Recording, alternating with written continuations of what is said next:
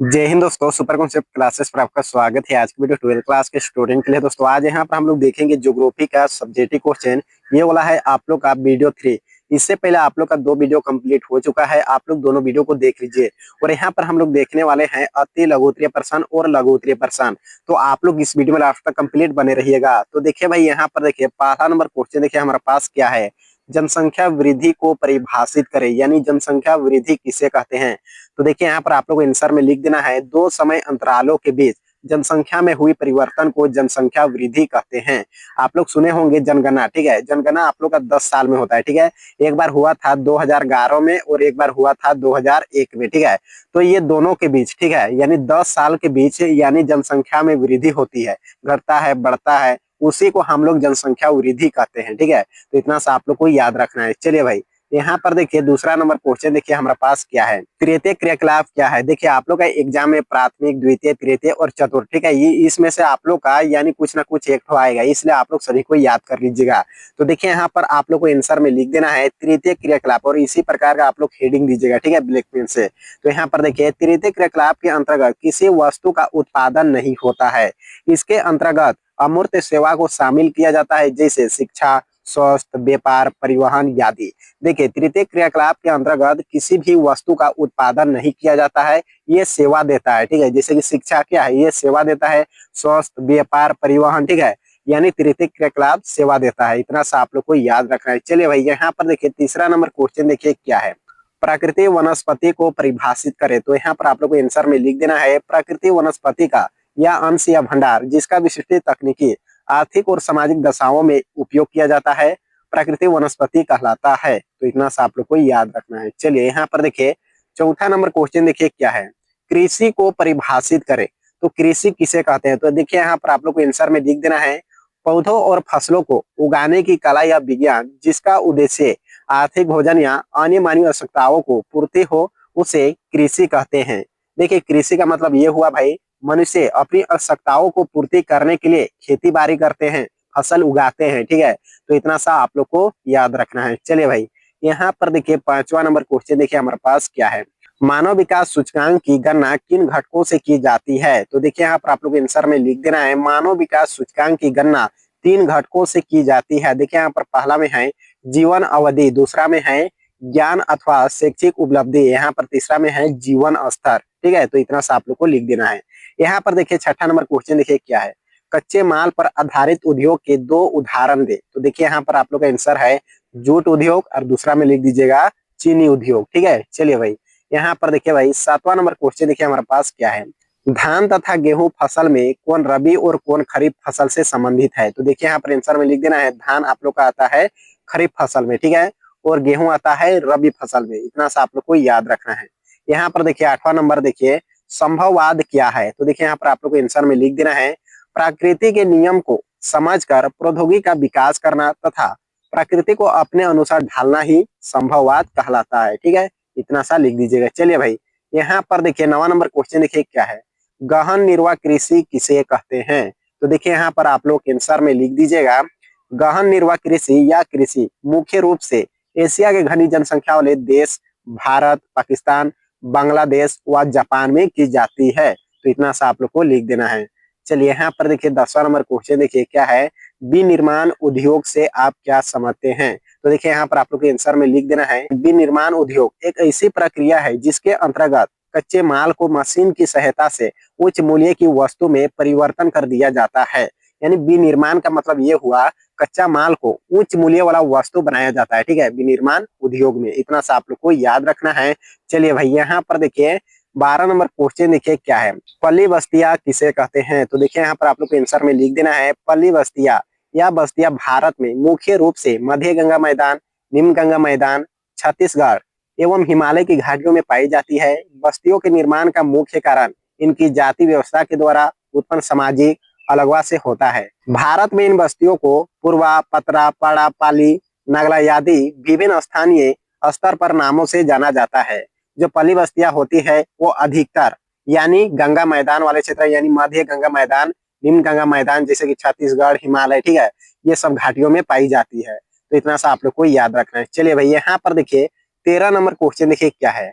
सतत पोषणीय विकास क्या है? तो यहाँ पर आप लोग के आंसर में लिख देना है सतत पोषणीय विकास से यह तात्पर्य है कि वर्तमान में संसाधनों का उपयोग इस प्रकार किया जाना चाहिए कि जिससे हमारी आवश्यकताओं के साथ साथ आने वाले पीढ़ियों को भी लाभ पहुंचे, जैसे कोयला, पेट्रोलियम, डीजल आदि। देखिए जो भी हमारे साधन है, ठीक है, इसको सोच समझ के यूज करना चाहिए ताकि हमारे जो आने वाले पीढ़ी है उनके लिए भी कुछ बचे, ठीक है। जैसे कि यहाँ पर देखिए कोयला, पेट्रोलियम, ठीक है, ये कभी भी समाप्त हो सकता है। आजकल देखिएगा 2 नंबर के लिए भी जा रहा है तो बाइक से जा रहा है, गाड़ी से जा रहा है, 100 मीटर भी जाना है तो बाइक से ही जा रहा है। यानी क्या हो रहा है, पेट्रोल यानी वेस्ट हो रहा है, यानी फालतू हो रहा है, ठीक है, जिसे जो हमारे आने वाली पीढ़ी है उनके लिए नहीं बचेगा, ये कभी भी समाप्त हो सकता है, ठीक है। तो इतना सा आप लोग को याद रखना है। चलिए भाई यहाँ पर देखिए 14 नंबर देखिए यहाँ पर क्या है, ऋतु प्रवास क्या है? तो देखिए यहाँ पर आप लोग को आंसर में लिख देना है ऋतु प्रवास। ऋतु परिवर्तन के अनुसार पशुओं के साथ पशु चारक एक स्थान को छोड़कर किसी दूसरे स्थान पर चले जाते हैं। यह गतिविधियां ऋतु प्रवास कहलाती है। यानी यहाँ पर हुआ ऋतु प्रवास का मतलब ये हुआ ऋतु के अनुसार यानी मौसम के अनुसार जो पशु चारक होते हैं यानी अपने स्थान को चेंज करते हैं, ठीक है, एक स्थान से दूसरे स्थान चले जाते हैं। यहाँ पर देखिए सर्दियों में मैदान की ओर तथा गर्मियों में पर्वतों की ओर प्रवास करते हैं। यानी यहाँ पर पशु चारक जो होते हैं सर्दियों के मौसम में मैदान की ओर जाते हैं, ठीक है, जबकि गर्मियों के मौसम में पर्वत की ओर प्रवास करते हैं। जिस हिसाब से मौसम रहेगा उसी के अनुसार यहाँ पर लोग चेंज होते हैं, ठीक है। तो इतना सा आप लोग को लिख देना है। चलिए यहाँ पर देखिए 15 नंबर क्वेश्चन देखिए क्या है, व्यापार संतुलन से आपका क्या तात्पर्य है? तो देखिए यहाँ पर आप लोग को आंसर में लिख देना है 2 या 2 से अधिक देशों के मध्य निश्चित समय में होने वाले आयात निर्यात के अंतर को व्यापार संतुलन या व्यापार शेष कहते हैं। देखिए 2 देश, ठीक है, 2 देश के बीच जो भी हमारे वस्तु का लेन देन होता है, आयात निर्यात होता है, उसी को व्यापार संतुलन कहते हैं। जैसे कि मान के चलिए भारत है, ये पाकिस्तान है, या फिर अमेरिका, जो भी देश मानिए, ठीक है, तो ये दोनों देश के बीच जो भी वस्तुओं का लेन देन होगा, आयात निर्यात होगा, उसी को हम लोग व्यापार संतुलन कहते हैं, ठीक है। तो इतना सा आप लोग लिख दीजिएगा। तो देखिए भाई यहाँ पर देखिए 16 नंबर क्वेश्चन देखिए क्या है, औद्योगिकरण की प्रक्रिया से कौन से प्रदूषण मुख्य रूप से उत्पन्न होते हैं? तो देखिए यहाँ पर आप लोग को आंसर में लिख देना है उद्योग से निकलने वाले धुआं तथा अपशिष्ट पदार्थों से वायु प्रदूषण होता है। यानी फैक्ट्री से, उद्योग से जो भी धुआं निकलती है जिससे हमारे पर्यावरण को क्या होता है, दूषित होता है, ठीक है, उसी को हम लोग बोलते हैं वायु प्रदूषण होता है, ठीक है। यहाँ पर देखिए जैसे कि कपड़ा उद्योग, रासायनिक उद्योग, तेल शोधक कारखानों आदि, ठीक है, तो ये सभी कारखानों से जो भी धुआं निकलती है जिससे हमारे पर्यावरण को दूषित होती है, ठीक है, यानी वायु प्रदूषण कहते हैं उसी को, ठीक है। चलिए भाई यहाँ पर देखिए ये वाला है आप लोग का लघु उत्तरीय प्रश्न यानी 3 नंबर वाला क्वेश्चन है।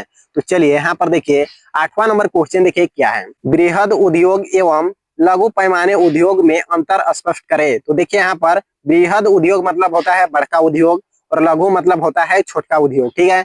तो यहाँ पर आप लोग को अंतर बताना है, ठीक है, बड़का उद्योग और छोटका उद्योग में आप लोग को अंतर बताना है, ठीक है। बहुत आसान है भाई, ठीक है। अगर मान के चले आप लोग लघु उद्योग को याद कर लेते हैं तो बड़का उद्योग तो अपने आप लिखाने लगेगा, ठीक है, तो कुछ ज्यादा याद करने का जरूरत नहीं है। तो देखिए यहाँ पर क्या है, ये है लघु उद्योग मतलब छोटका उद्योग है, ठीक है, ये छोटे पैमाने पर होता है। तो बड़का उद्योग में क्या लिखना है, ये बड़े पैमाने पर होता है, जस्ट इसका उल्टा छापते जाना है, ठीक है।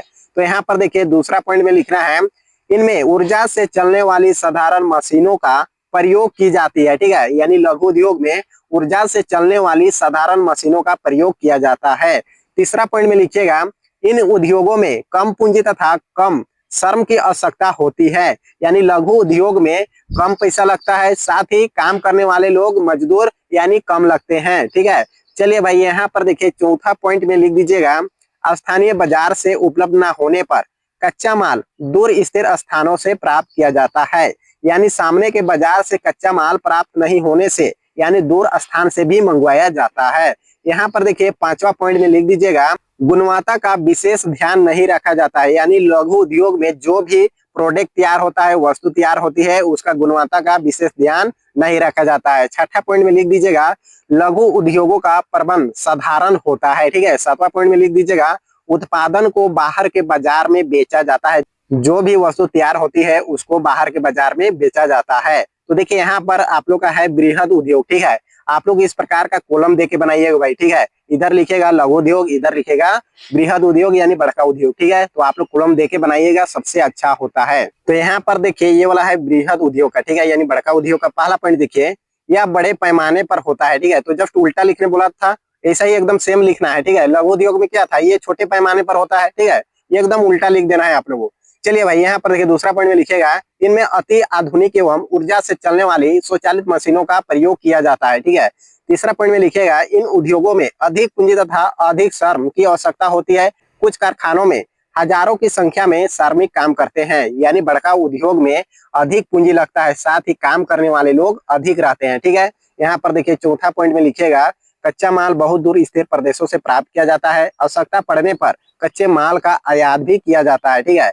यानी जो भी बड़ा उद्योग में कच्चा माल लगता है उसको अलग प्रदेश से भी मंगाया जाता है, साथ ही आवश्यकता पड़ने पर कच्चा माल का आयात भी किया जाता है। तो इतना सा लिख दीजिएगा, ठीक है। यहाँ पर देखिए पांचवा पॉइंट में लिख देना है, उत्पादन की गुणवत्ता नियंत्रण पर विशेष ध्यान दिया जाता है।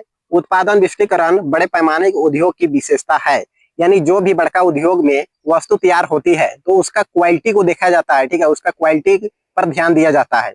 यहाँ पर देखिए छठा पॉइंट में लिख दीजिएगा, बड़े पैमाने के उद्योगों का प्रबंध बड़ा जटिल होता है, ठीक है। यहाँ पर देखिए सातवां पॉइंट में लिख दीजिएगा, उत्पादन को दूर स्थिर बाजार में बेचा जाता है, इसका निर्यात भी किया जाता है। जो भी बड़का उद्योग में वस्तु तैयार होती है उसको स्थिर बाजार में बेचा जाता है, यानी सामने के बाजार में भी बेचा जाता है, साथ ही अलग राज्य अलग प्रदेश में भी निर्यात किया जाता है, यानी भेजा जाता है, ठीक है। तो इतना सा आप लोग लिख दीजिएगा।